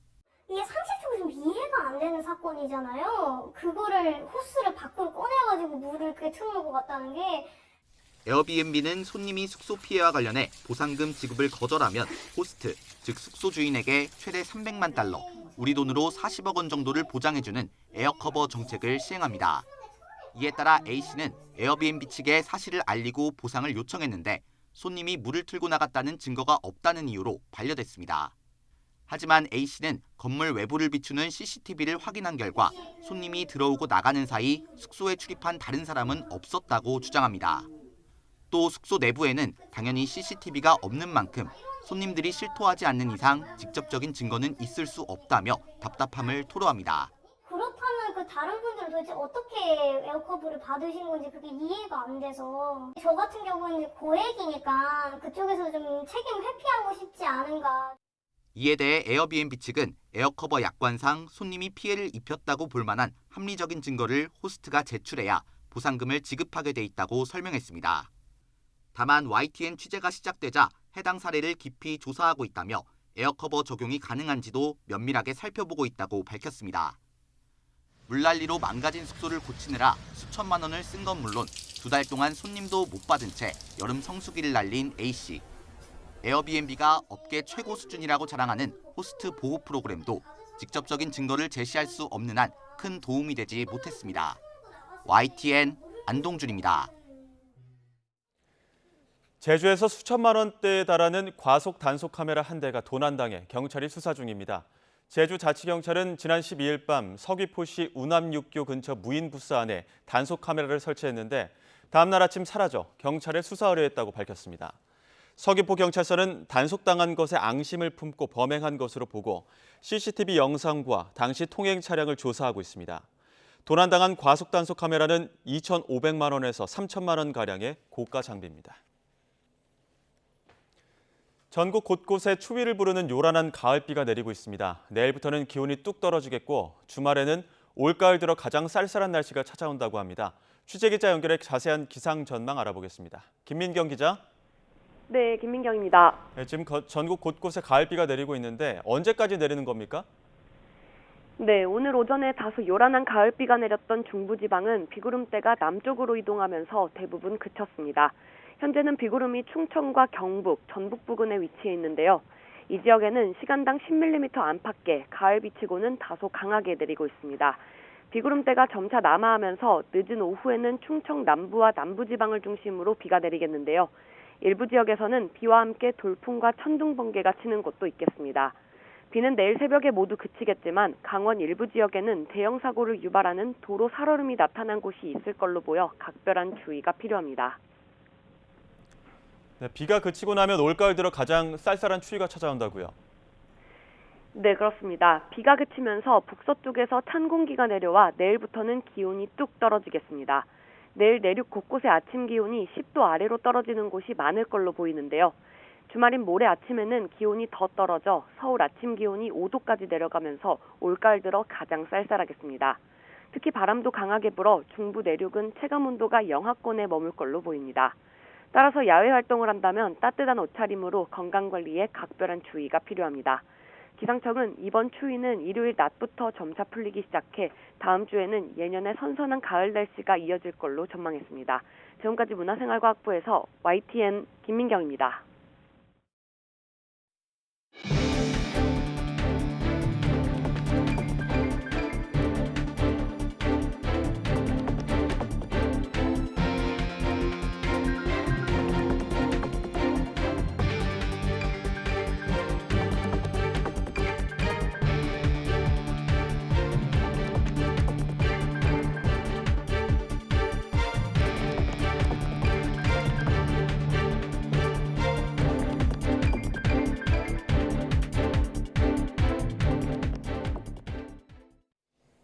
관심을 모았던 의대 정원 확대 규모는 이번 필수 의료 전략 회의에서 발표되지 않았지만 정부의 확대 의지는 재확인했습니다. 윤석열 대통령은 최근 의사협회의 강한 반발을 의식한 듯 의료계와 충분히 소통하겠다는 뜻을 강조했습니다. 조용성 기자입니다. 정부가 필수 의료 혁신 전략으로 강조한 것 가운데 하나는 역시 의료 인력 확보였습니다. 충분한 의료 인력 확보를 위해 의사수 확대와 함께 지역 필수 의료 분야로 인력이 유입될 수 있도록 하겠습니다. 그러나 가장 큰 관심사였던 의대 정원 확대 규모는 나오지 않았습니다. 다만 늘어난 의대생을 교육할 의대 교수진 확보 방안 등이 담기면서 의대 정원 확대 방침은 기정사실화했습니다. 확대 규모도 1,000명을 넘느냐의 문제이지 대폭 확대 방침에는 여전히 변함이 없는 것으로 전해졌습니다. 정부는 그러나 의사들의 강한 반발을 고려한 듯 속도를 조절하는 모습을 분명히 했습니다. 윤석열 대통령이 직접 의료계와 충분한 소통을 하겠다고 밝혔습니다. 국민을 위한 정책 효과가 제대로 이루어질 수 있도록 현장 의료인 전문가들과 우리 정부는 충분히 소통할 것입니다. 의사협회 반발이 여전히 걸림돌인 만큼 당분간 의정 협의가 이어질 것으로 보이지만 입시 일정 등을 고려할 때 늦어도 연말 전에는 의대 정원 확대 규모가 발표될 것으로 보입니다. YTN 조용성입니다. 오늘부터 코로나19 백신 접종이 시작된 가운데 신규 확진자 수는 9주째 감소세를 보이는 것으로 나타났습니다. 질병관리청은 지난주 527개 표본 의료기관을 통해 신고된 코로나19 신규 확진자 수가 7,400여 명으로 일주일 전보다 13% 줄었다고 밝혔습니다. 신규 확진자 가운데에는 60세 이상 고령자가 38%를 차지해 일주일 만에 0.9%포인트 늘었습니다. 코로나19 동절기 백신 접종이 오늘부터 시작됐습니다. 질병관리청은 코로나19 백신 접종 추진 계획에 따라 오늘부터 내년 3월까지 고위험군을 중심으로 백신 접종을 시작한다고 밝혔습니다. 접종 적극 권고 대상은 65세 이상 어르신과 면역 저하자, 감염 취약시설 구성원 등의 고위험군입니다. 고위험군이 아닌 12세에서 64세까지 일반 국민은 다음 달 1일부터 접종이 가능합니다. 대구에 있는 대학교 기숙사에서 빈대가 나왔다는 신고가 접수돼 대학 측이 조사에 나섰습니다. 최근 인천 사우나에서 발견된 데 이어 대구에서도 신고가 접수되면서 전국 곳곳으로 빈대가 확산한 것 아니냐는 우려도 나옵니다. 김근우 기자입니다. 대구에 있는 대학교 신축 기숙사입니다. 두꺼운 위생복을 입은 업체 관계자들이 구석구석 소독약을 뿌리며 방역에 한창입니다. 지난 17일 이 기숙사 침대에서 빈대가 나왔다는 신고가 대학 측에 접수됐습니다. 빈대가 나온 방입니다. 방학 동안 외국인 유학생이 살았던 거로 파악됐는데 새로 입주한 학생이 몸에 이상을 느끼고 침대를 뒤집어 빈대를 찾았습니다. 학교 측은 전수조사를 벌여 다른 방으로 빈대가 번지지는 않은 거로 확인하고 방역에 착수했습니다. 다른 사생들의 어떤 피해 상황은 보고가 되지 않고 있고 그럼에도 불구하고 전체 방역을 실시를 해야 되겠다 싶어서 피해가 발생된 그 동에 모든 사생실의 침대 매트리스와 커버를 교체를 했습니다. 세탁실 같은 공용시설을 함께 쓰는 만큼 빈대가 퍼졌을 수 있다는 우려 때문입니다. 저도 불안해가지고 바로 일단은 침대 밑에 들어서 확인해 봤는데 다행히 없었고 수업 끝나고 다른 수업 시간 때 학생이 그 자리에 앉으면 빈대가 옮겨 붙을 수도 있으니까. 빈대는 해외에선 여전히 유행하는 해충입니다. 내년 올림픽을 앞둔 프랑스는 빈대와의 전쟁을 선포할 정도입니다. 국내에서는 1970년대 이후 자취를 감췄습니다. 하지만 최근 인천에 이어 대구에서도 발견되면서 이미 전국으로 퍼졌을 가능성도 제기됩니다. 해외 교류가 요즘은 워낙 많기 때문에 외국인이 많고 적고의 문제라기보다는 현재 요즘의 추세로 보아서는 어느 곳이나 빈대가 발견될 수 있는 것은 충분히 가능성이 높다고 생각됩니다. 빈대는 혈관을 따라 피를 빨며 한 줄로 길게 물린 자국을 남기는데 비슷한 상처가 나면 의심해봐야 합니다. 방역당국은 우선 대학교 기숙사 등 의무 소독 시설에 대한 관리 감독을 강화하고 추가 확산 여부를 관찰하겠다는 계획입니다. YTN 김근우입니다. 올해 들어 9월까지 서울에서 멧돼지 출몰로 인한 출동 건수가 지난해 같은 기간에 2배 이상 증가한 거로 나타났습니다. 지역별로는 은평구에서 출동이 가장 많았습니다. 서울시 소방재난본부에 따르면 올해 멧돼지 안전조치 출동 건수는 9월까지 499건으로 지난해 같은 기간보다 110.5% 증가했습니다. 소방재난본부 관계자는 멧돼지의 경우 번식기가 시작되는 10월부터 겨울로 진입하는 12월 사이 활동성이 증가한다며 최근 도심까지 출현하는 경우가 많아 각별한 주의가 필요하다고 당부했습니다. 발암물질인 라돈이 검출된 매트리스를 만든 대진 침대를 상대로 소비자들이 집단 손해배상 소송을 냈지만 이번에도 패소했습니다. 서울중앙지방법원은 오늘 또 소비자 이모 씨 등 400여 명이 대진 침대 등을 상대로 낸 손해배상 소송에서 원고 청구를 모두 기각한다고 판결했습니다. 재판부는 대진 침대가 매트리스를 제조, 판매할 당시의 기술 수준에 비춰봤을 때 제품이 안전성을 갖추지 못했다거나 업체가 법을 저촉했다고 보기 어렵다고 밝혔습니다. 이 씨 등은 2006년부터 2015년까지 대진 침대가 제조한 음이온 침대 매트리스를 사용해 백혈병이나 암 같은 질환이 생길 가능성이 커졌다며 48억 원의 손해배상을 요구하는 소송을 냈습니다. 한국은행이 6차례 연속 기준금리를 연 3.5%로 동결했습니다. 좀처럼 살아나지 않은 경기와 이스라엘 팔레스타인 사태 여파 등 경기 불확실성이 커진 영향이 컸는데요. 경제부 엄윤주 기자와 함께 금리 문제 짚어봅니다. 안녕하십니까? 안녕하세요. 시장 예상도 동결이 지배적이었는데 6번째 동결이죠? 네, 시장의 예상대로 연 3.5%를 유지했습니다. 한국은행 금융통화위원회는 오늘 오전 회의를 열고 만장일치로 기준금리를 동결했습니다. 지난 2월과 4월, 5월, 7월, 8월에 이어 6차례 연속 동결 결정입니다. 예, 역시 이 배경에는 경기가 가장 컸다고 보시는 겁니까? 네, 경기가 좀처럼 살아나지 않은 게 가장 컸습니다. 실제로 우리 경제를 견인해온 수출이 여전히 부진합니다. 이 무역 수지 흑자 폭이 2년 만에 최대치로 늘어나긴 했지만 사실 안심하기는 이릅니다. 수출보다는 수입의 감소에 기댄 이른바 불황형 흑자기 때문입니다. 여기에 최근 소비도 크게 위축되면서 그동안 정부와 한국은행이 기대해온 상저하고 그러니까 상반기에는 저조하지만 하반기에는 반등할 거라는 전망 역시 불투명해졌습니다.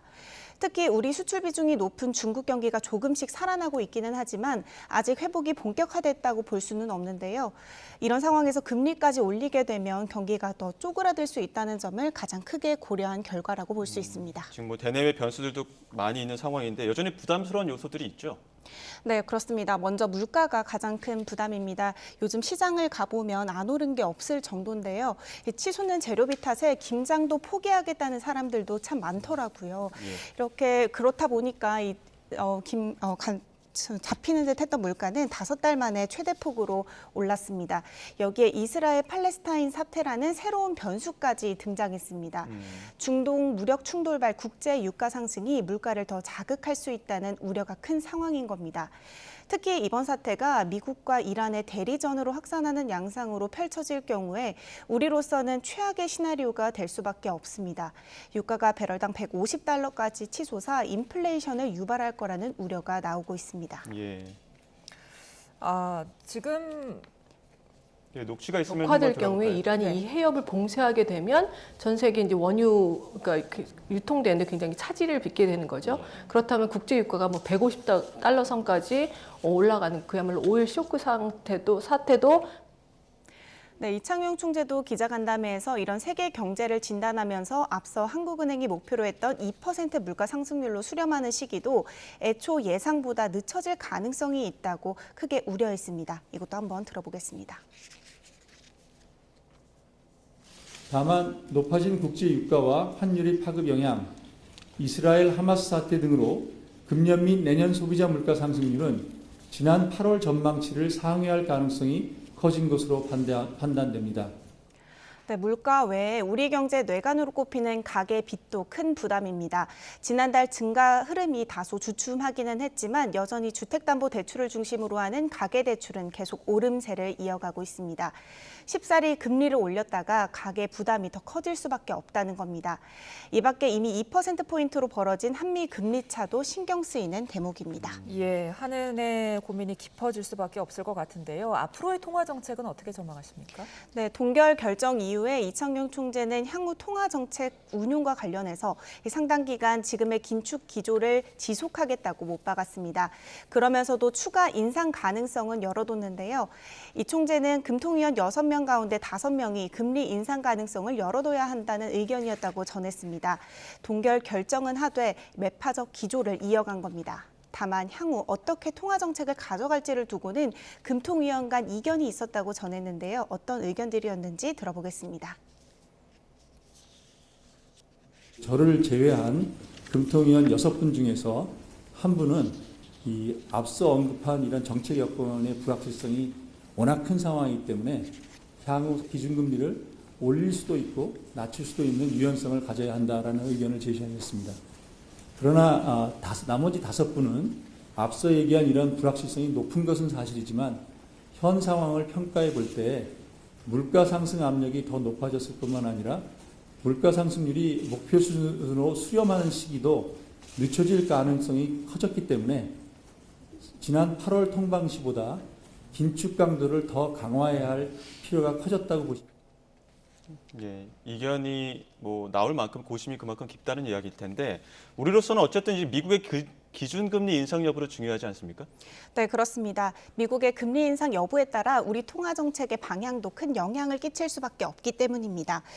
먼저 미국은 다음 달과 12월 두 차례 FOMC가 예정돼 있습니다. 9월 FOMC에서는 기준금리를 동결했지만 11월에는 동결할지 아니면 다시 인상에 나설지 미지수입니다.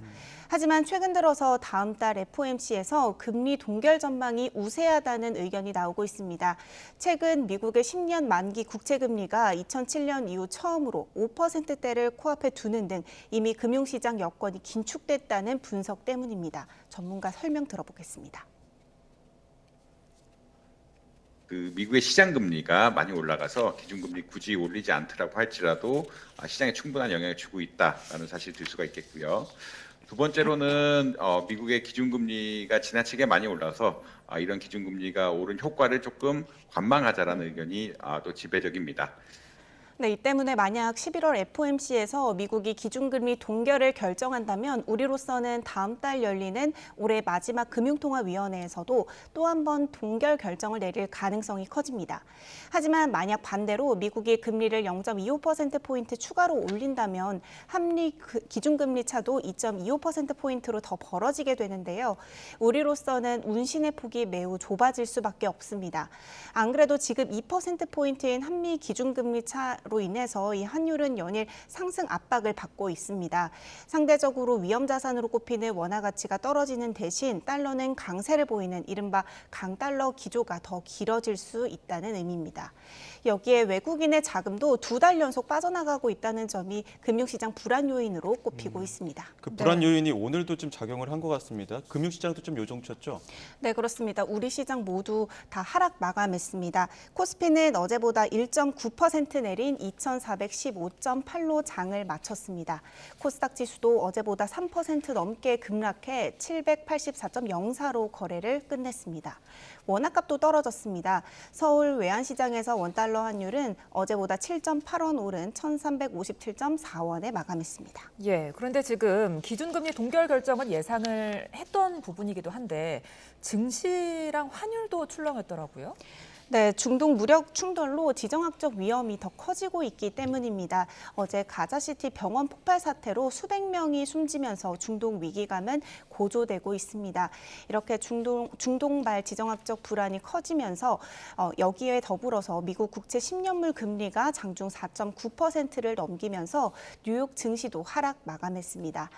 이런 상황이 우리 증시에도 악재로 작용한 건데요. 위험자산 회피 심리가 커지면서 외국인이 매도세로 돌아선 겁니다. 예, 지금 나오는 목소리 중에 기준금리는 동결했는데 대출금리 왜 오르는 거냐 이런 이야기 나오고 있거든요. 배경이 어떻습니까? 네, 기준금리 동결과 별개로 대출금리는 계속 오르고 있습니다. 차주들 입장에선 이 부분이 가장 궁금한 지점일 텐데요. 예. 실제 5대 시중은행의 주택담보대출 변동형 금리를 보면 상단이 연 7%를 넘어섰습니다. 약 9개월 만입니다. 이렇게 상승 압력이 커진 건 주담대 금리의 산정 기준이 되는 은행채 금리와 코픽스가 오르고 있기 때문입니다. 실제로 지난달 신규 취급액 기준 코픽스는 석 달 만에 반등해 3.82%를 기록했습니다. 올해 1월 이후 가장 높은 수준입니다. 예, 그런데 지금 이런 와중에 은행권에서는 예금 금리를 올려주더라고요. 뭐 예금 금리 경쟁에 붙은 상황 같기도 한데요. 네, 그렇습니다. 가장 큰 이유는 지난해 하반기 레고랜드 사태 이후에 금융회사들이 앞다퉈 출시했던 예적금 상품의 만기가 속속 돌아오고 있어서입니다. 벌써 1년 전이라 그때 상황이 잘 기억이 나지 않을 수도 있는데요. 네. 그때 상황을 간략하게 정리를 해보자면 당시 부동산 PF 부실 문제 등으로 인해서 단기자금 시장 유동성 문제가 불거졌습니다. 이 때문에 곳곳에서는 돈줄이 메말라 갔습니다. 예. 그러자 이렇게 돈이 부족했던 은행들은 예금 금리를 높이는 방식으로 자금을 끌어들였는데 이렇게 모인 예금 규모만 100조 원이 넘습니다. 그런데 이제 그 고금리 예금 상품의 만기가 돌아오면서 뭉칫돈이 빠져나가는 것을 막기 위해 은행들이 다시 예금 금리 경쟁에 나서고 있는 건데요. 이미 시중은행에서는 연 4%대 정기 예금이 나왔고 저축은행을 비롯한 이금융권에서도 이 특판 상품을 앞다퉈 내놓기 시작했습니다. 하지만 이렇게 예금 금리가 올라가는 게 마냥 좋은 일만은 아닙니다. 대출 금리까지 덩달아 상승하기 때문입니다. 전문가의 의견 한번 들어보겠습니다. 이게 부메랑이 돼서 주택담보대출 금리를 못 맞습니다. 내리는 거군요. 지금 보면 시중에 이제 이 전세 대출 그리고 뭐 변동금리뿐 아니라 고정금리까지도 상당히 모두 다 6%를 넘어가고 있는데 지금 금리 내릴 요인보다 올라갈 요인이 더 많아요. 이렇게 되면 연말에 가면 8% 육박할 수 있습니다. 결국 차주의 이자 부담만 더 커질 수밖에 없는 실정입니다. 이 때문에 금융당국도 과도한 수신 경쟁을 막기 위해 은행들이 현금성 자산을 늘려야 하는 유동성 커버리지 비율 규제 정상화 시점을 올해 말에서 내년 6월로 연기하기로 했습니다. 또 은행권의 안정적인 자금 확보를 돕기 위해 이번 달 초부터는 은행채 발행 한도도 폐지하기로 했습니다. 네, 여기까지 듣도록 하겠습니다. 지금까지 경제부 엄윤주 기자와 함께했습니다. 오늘 말씀 고맙습니다. 감사합니다.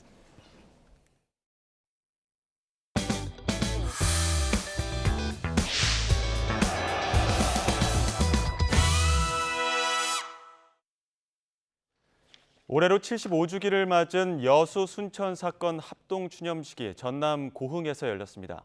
정부와 전라남도는 희생자 유족 명예회복은 물론이고 진상규명에 힘을 쏟아 상처를 치유하는 데 노력하겠다고 입을 모았습니다. 나연우 기자입니다. 오전 10시 정각이 되자 수십 년 전 억울하게 쓰러진 넋을 기리기 위한 추모 사이렌이 울려 퍼집니다. 무대에 선 무용수들은 가족을 잃은 아픔과 슬픔을 온몸으로 절절하게 표현해냅니다. 올해로 75주년을 맞은 여수 순천 11구 사건 추념식. 날선 이념 대립 속에 피비린내 나는 사륙을 당한 것도 억울한데 희생자 가족들은 반란군의 자식이란 오명을 뒤집어쓰고 평생을 살아왔습니다. 심지어 희생된 가족 시신조차 찾지 못한 경우도 허다합니다. 저희 큰아버지 묘는 가묘입니다. 아마 여순 항쟁으로 희생된 분들의 많은 묘가 가묘이지 않을까 싶습니다. 우리가 해야 할 과제가 첩첩삼중입니다만 그중에서도 급선무가 실종 상태에 있는 분들의 시신을 찾는 일일 것입니다. 지난 2021년 여순 사건 특별법 제정 이후 희생자 300여 명과 유가족 1,800여 명이 결정됐습니다. 올해 정부는 희생자 유해 발굴 사업을 본격 추진하고 있고 역사적 자료를 수집하고 분석하는 등 진상 규명을 위한 노력도 기울이고 있습니다. 정부는 여순 사건이 지역의 아픔을 넘어 대한민국의 역사로 정당하게 평가받고 유족의 상처가 치유될 때까지 그 몫을 다할 것입니다. 전라남도의 강력한 요구에 특별법이 개정돼 여순 사건 신고 기한이 올해 말까지 연장됐습니다. 아울러 여순 사건위원회 직권으로 희생자를 결정하는 조항도 신설됐습니다.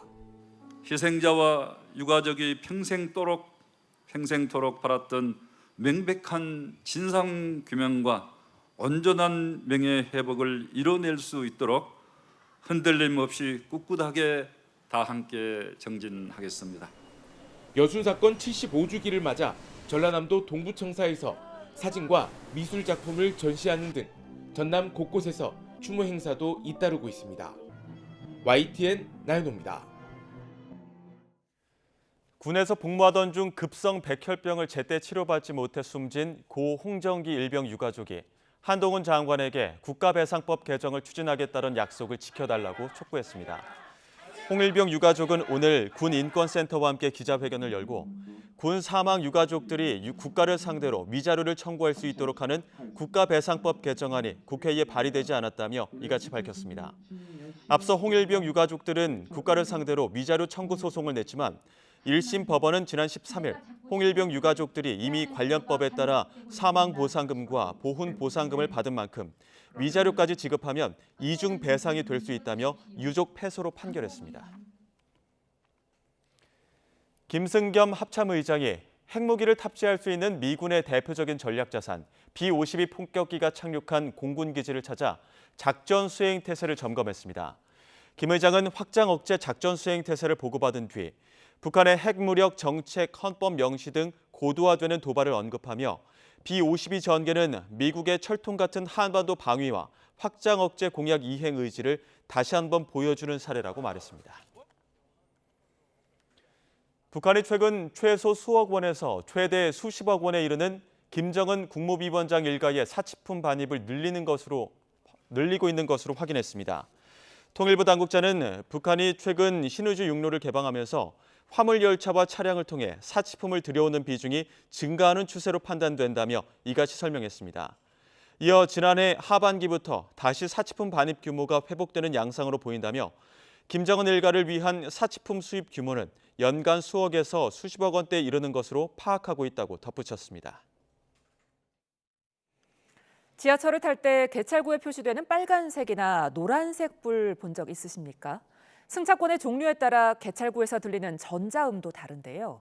일반 승차권과 무임 승차 우대권을 구분하는 장치들인데 인권 침해 소지가 있는 만큼 개선이 필요해 보입니다. 정현우 기자입니다. 지팡이를 든 한 승객이 지하철역 개찰구를 통과하자 하단에 노란색 불이 들어옵니다. 또 다른 승객이 들어가자 이번엔 빨간색 불이 표시됩니다.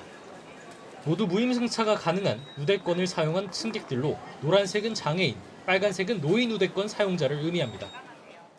일반권을 사용해서 개찰구를 통과할 땐 아무 불이 들어오지 않습니다.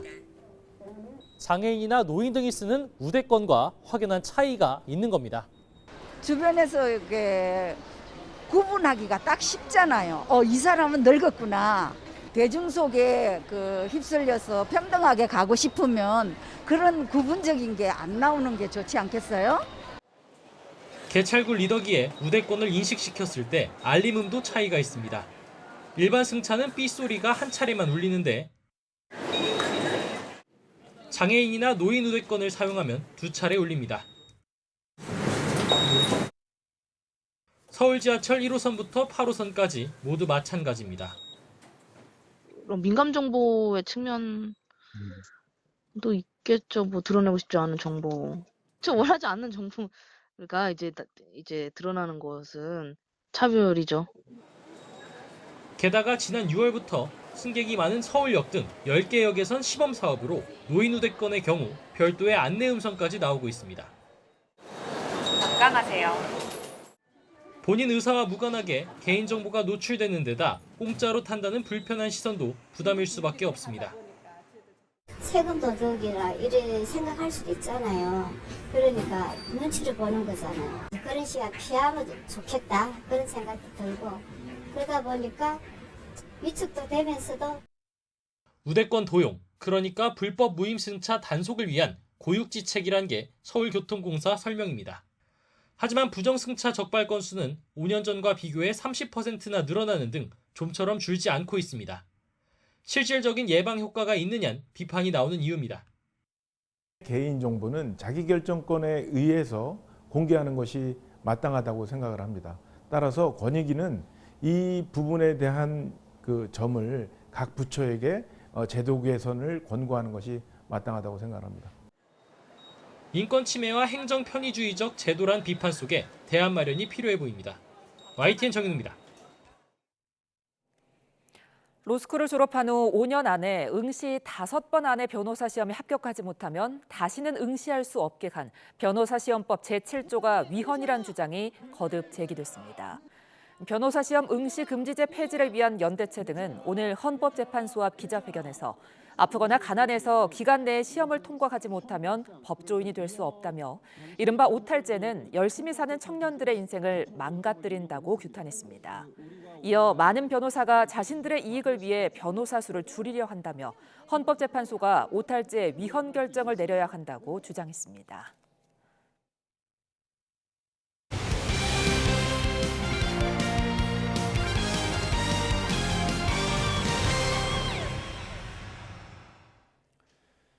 정규 시즌을 마친 프로야구가 오늘 4위 팀 NC와 5위 두산의 와일드카드 결정전을 시작으로 가을 야구를 시작합니다. 지금 와일드카드 결정전에서는 지금까지 단 한 번도 5위가 4위를 꺾고 준 플레이오프에 오른 적이 없는데요. 과연 올해도 이 공식이 지켜질지 취재기자와 함께 전망해 보겠습니다. 김상익 기자. 네, 김상익입니다. 네, 와일드카드 결정전은 4위 팀이 유리한 위치에서 출발하게 되는 거죠? 네, 그렇습니다. 2015년 와일드카드 결정전 도입 이후 8번의 대결이 있었는데요. 말씀하신 대로 5위가 4위를 누르고 준 플레이오프에 오른 경우는 단 한 차례도 없었습니다. 아무래도 가장 큰 이유는 4위 팀에게 먼저 1승을 주고 시작하기 때문인데요. 1승을 안고 출발하는 4위 NC는 오늘 1차전에서 비기기만 해도 SSG가 기다리고 있는 준 플레이오프에 진출하게 됩니다. 반면에 2015년부터 21년까지 7년 연속 한국 시리즈에 올랐던 두산, 지난해 9위로 추락한 이후에 올해는 5위 턱걸이로 가을 야구에 합류를 했는데 여러 가지로 불리한 상황에 놓여 있습니다. 네, 오늘 경기 아무래도 선발 투수가 중요할 텐데 NC와 두산 두 팀 모두 오늘 경기에 에이스는 등판하지 못한다고요? 네, 두 팀 모두 제1 선발인 패디와 알칸타라를 빼고 와일드카드 결정전을 시작합니다. 올 시즌 투수 3관왕을 차지한 NC의 에릭 패디는 16일 기아전에서 오른팔에 강한 타구를 맞고 강판됐는데요. 다행히 단순 타박상이어서 회복과 준 플레이오프를 준비하고 있습니다.